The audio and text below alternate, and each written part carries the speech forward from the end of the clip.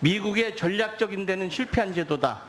전략적 인내라는 것은 아무것도 하지 않는다는 제도인데 그동안 북한은 계속 핵과 미사일을 고도화시키기 때문에 그것은 미국의 관점에선 가능한 일지 모르지만 우리 7천만, 8천만의 민족의 생사가 걸린 문제에 있어서 전략적 인내라는 이름 밑에 아무것도 하지 않는 것은 절대 동의할 수 없다. 그리고 시간은 우리 편이 아닐 수 있다는 것을 누차 강조해 왔습니다.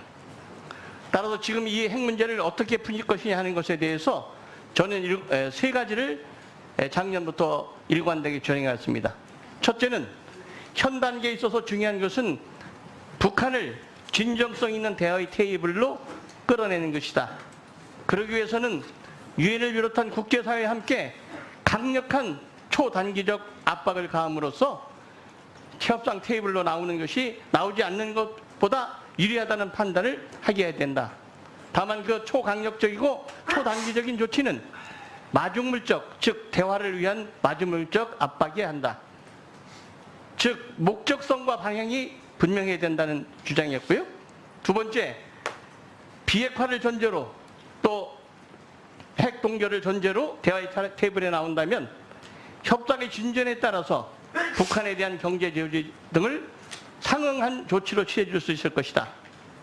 그리고 궁극적으로는 한반도의 평화의 정착 그리고 비핵화가 동시에 진행되는 것이 현실적인 방법이다 하는 것을 일관되게 주장해 왔습니다. 거기서 가장 중요한 것은 바로 한반도의 문제가 당사국인 한반도의 어깨너머로 미국과 중국 같은 강대국이 한국을 배제시킨 채 결정하는 소위 코리아 패싱 문제입니다.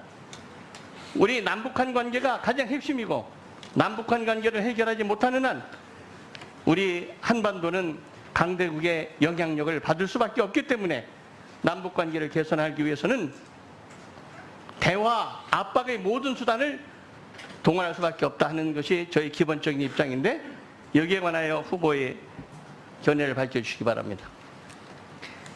네, 의원님 말씀 감사합니다. 그 부분에 대해서는 저도 전적으로 동감합니다. 저희의 주도적인 노력을 좀 더 적극적으로 개진할 필요가 있다고 생각합니다. 말씀하신 대로 이것은 우리 국민, 우리의 생명과 우리 국가의 안위에 직결된 문제입니다. 우리가 능동적으로, 주도적으로 노력을 전개할 필요가 있습니다. 그 주도적인 노력이 바로 저희의 당당한, 보다 효과적인 외교적 소통 노력이라고 생각합니다. 단계적 그리고 포괄적인 해결이 되어야 됩니다. 과거의 모든 합의에서 받는 교훈, 아까도 말씀드렸듯이 제네바 합의는 플루토늄 프로그램에 대한 폐지였고 이에 대한 경수로 제공이었습니다. 그리고 9.19는 핵 폐기에 대한 협력 그리고 별도의 포럼에서의 평화체제 논의가 주된 합의문이었습니다. 그리고 2.29는 핵 동결에 대한 식량 지원의 문제였습니다.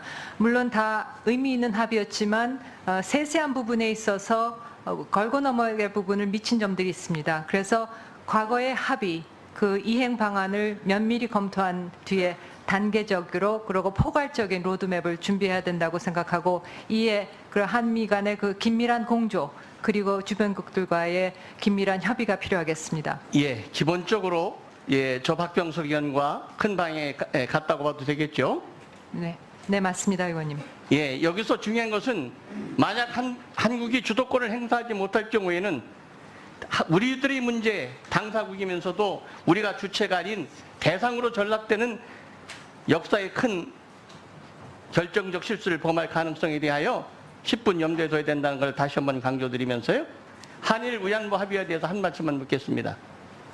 예, 유엔에 계실 때 콩고 등 내전에서 전쟁 당시에 성적 피해를 당한 분들에 대한 많은 관심과 조사를 한 당사자로 알고 있습니다. 이번에 나눔의 집을 방문하면서 일본이 진정성 있는 조치를 취하도록 노력할 것이라는 말씀을 하시는데 일본의 진정성 있는 조치라는 것이 감성적 표현을 뜻하는 것인가 아니면 플러스 알파를 뜻하는 것인가 밝혀주시기 바랍니다. 네. 위안부 문제는 인권 유린의 문제입니다. 인권 유린의 문제는 피해자가 납득이 되는 그런 해결 방안이 되어야 됩니다. 아직까지 거기에 못 미치고 있습니다.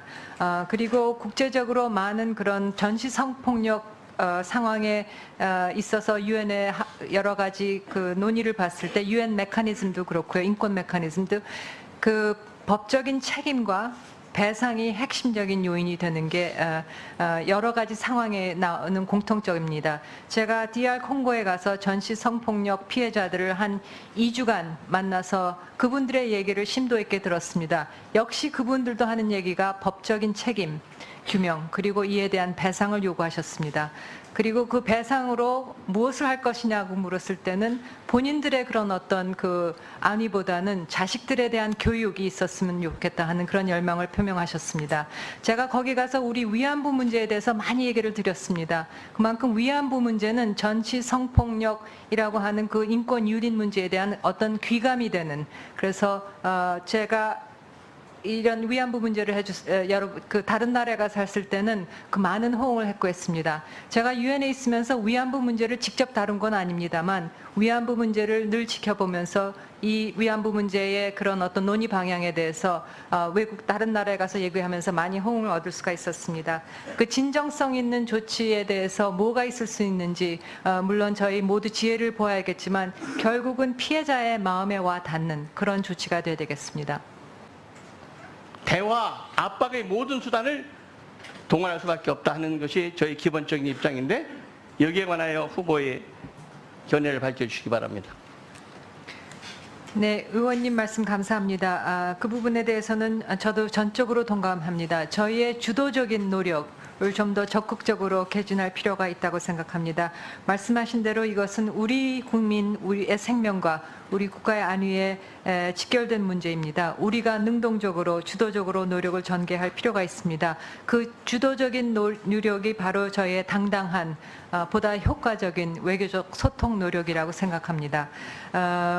단계적 그리고 포괄적인 해결이 되어야 됩니다. 과거의 모든 합의에서 받는 교훈, 아까도 말씀드렸듯이 제네바 합의는 플루토늄 프로그램에 대한 폐지였고 이에 대한 경수로 제공이었습니다. 그리고 9.19는 핵 폐기에 대한 협력, 그리고 별도의 포럼에서의 평화체제 논의가 주된 합의문이었습니다. 그리고 2.29는 핵 동결에 대한 식량 지원의 문제였습니다.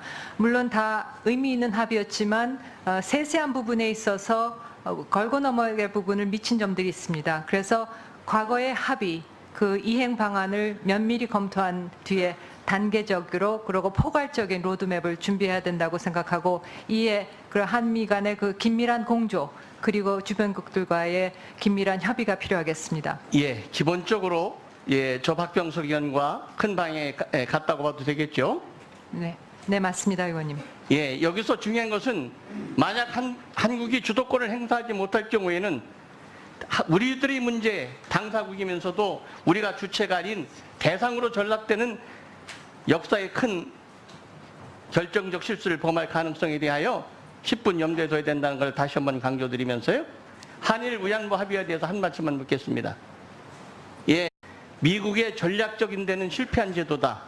전략적 인내라는 것은 아무것도 하지 않는다는 제도인데 그동안 북한은 계속 핵과 미사일을 고도화시키기 때문에 그것은 미국의 관점에선 가능한 일지 모르지만 우리 7천만, 8천만의 민족의 생사가 걸린 문제에 있어서 전략적 인내라는 이름 밑에 아무것도 하지 않는 것은 절대 동의할 수 없다. 그리고 시간은 우리 편이 아닐 수 있다는 것을 누차 강조해 왔습니다. 따라서 지금 이 핵 문제를 어떻게 풀 것이냐 하는 것에 대해서 저는 세 가지를 작년부터 일관되게 진행해 왔습니다. 첫째는 현 단계에 있어서 중요한 것은 북한을 진정성 있는 대화의 테이블로 끌어내는 것이다. 그러기 위해서는 유엔을 비롯한 국제사회와 함께 강력한 초단기적 압박을 가함으로써 협상 테이블로 나오는 것이 나오지 않는 것보다 유리하다는 판단을 하게 해야 된다. 다만 그 초강력적이고 초단기적인 조치는 마중물적, 즉 대화를 위한 마중물적 압박이어야 한다. 즉 목적성과 방향이 분명해야 된다는 주장이었고요. 두 번째, 비핵화를 전제로 또 핵 동결을 전제로 대화의 테이블에 나온다면 협상의 진전에 따라서 북한에 대한 경제 제재 등을 상응한 조치로 취해 줄 수 있을 것이다. 그리고 궁극적으로는 한반도의 평화의 정착 그리고 비핵화가 동시에 진행되는 것이 현실적인 방법이다 하는 것을 일관되게 주장해 왔습니다. 거기서 가장 중요한 것은 바로 한반도의 문제가 당사국인 한반도의 어깨너머로 미국과 중국 같은 강대국이 한국을 배제시킨 채 결정하는 소위 코리아 패싱 문제입니다. 우리 남북한 관계가 가장 핵심이고 남북한 관계를 해결하지 못하는 한 우리 한반도는 강대국의 영향력을 받을 수밖에 없기 때문에 남북 관계를 개선하기 위해서는 유엔에 계실 때 콩고 등 내전에서 전쟁 당시에 성적 피해를 당한 분들에 대한 많은 관심과 조사를 한 당사자로 알고 있습니다.